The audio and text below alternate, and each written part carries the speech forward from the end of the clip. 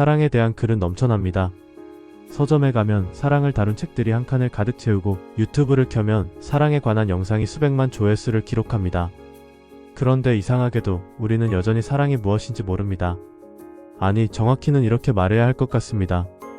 우리가 사랑이라고 부르는 것이 진짜 사랑이 맞는지 확신하지 못한다고. 사람들이 말하는 운명적인 사랑, 소위 천생연분이나 불같은 사랑은 대개 서로의 결핍이 맞아떨어진 상태입니다. 어린 시절 충분히 인정받지 못한 사람은 자신을 열렬히 바라봐주는 상대 앞에서 처음으로 존재감을 느낍니다. 그 감각을 사랑이라고 부릅니다. 하지만 정확히 말하면 그건 결핍이 채워지는 안도감입니다. 상대를 사랑하는 게 아니라 상대가 주는 감각을 사랑하는 것입니다. 어머니에게 받지 못한 따뜻함을 연인에게서 찾고 아버지에게 받지 못한 인정을 파트너에게서 요구합니다. 통제적인 부모 밑에서 자란 사람은 자신을 구해줄 것 같은 강한 상대에게 끌립니다. 방치된 환경에서 자란 사람은 자신에게 집착해줄 상대에게 안도합니다. 결핍의 모양이 다르면 끌리는 상대의 모양도 다릅니다. 그래서 어떤 사람들은 자신에게 해로운 사람에게 반복적으로 끌리면서도 왜 그런지 모릅니다. 결핍이 그 방향을 가리키고 있기 때문입니다. 영화나 드라마는 이걸 아름답게 포장합니다. 상대가 죽으면 따라 죽는 사랑, 목숨을 걸 정도의 사랑. 하지만 그 본질은 다릅니다. 그건 스스로 설 수 없는 두 사람이 서로에게 기대어 버티는 구조에 가깝습니다. 강렬할 수는 있지만 건강하다고 보기는 어렵습니다. 기댐이 강할수록 무너질 때의 충격도 큽니다. 우리가 흔히 말하는 사랑도 조금 다르게 보면 설명이 됩니다. 열정적인 감정에는 생물학적 설계가 있습니다. 인간은 건강한 아이를 낳을 수 있는 조건, 안정적으로 양육할 수 있는 조건을 가진 상대에게 끌립니다. 처음에는 몸이 끌리고 감정이 강하게 흔들립니다. 그 강렬함이 두 사람을 묶어두는 동안 아이가 태어납니다. 그러면 열정은 서서히 식습니다. 설계상 그렇게 되어 있습니다.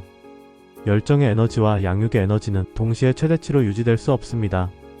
결혼 후 몇 년이 지나면 설레던 감정이 사라졌다고 느끼는 사람들이 많습니다. 그건 사랑이 식은 게 아닙니다. 사랑의 기능이 바뀐 것에 가깝습니다. 문제는 그걸 실패로 해석할 때 생깁니다.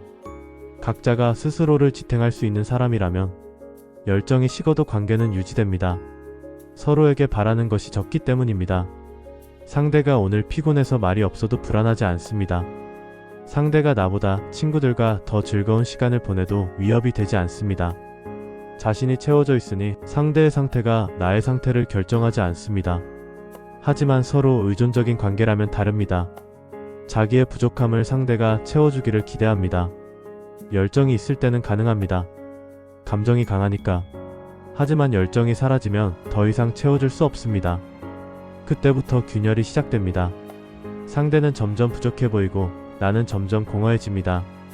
상대를 채우려 할수록 내 안은 더 비어갑니다. 결국 두 사람은 가장 가까이 있으면서 가장 외로운 상태가 됩니다.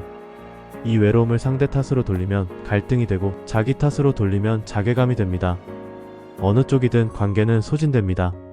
그래서 내가 생각하는 사랑은 조금 다릅니다. 함께 있지만 서로를 필요로 하지 않는 관계. 각자 자신의 삶이 있고 각자의 일이 있습니다.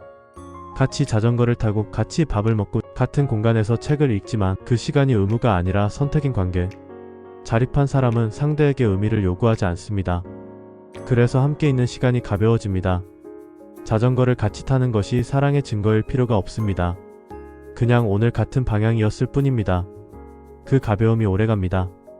옆에 있어서 편안하지만 없어도 무너지지 않는 관계. 서로의 공간을 침범하지 않으면서 같은 방향을 바라보는 관계. 그런 관계는 처음엔 밋밋하게 느껴질 수 있습니다. 불꽃이 없으니까. 하지만 타오르지 않기 때문에 꺼지지도 않습니다. 강렬한 사랑은 기억에 남지만 조용한 사랑은 삶에 남습니다. 나이가 들수록 사랑의 형태는 바뀝니다.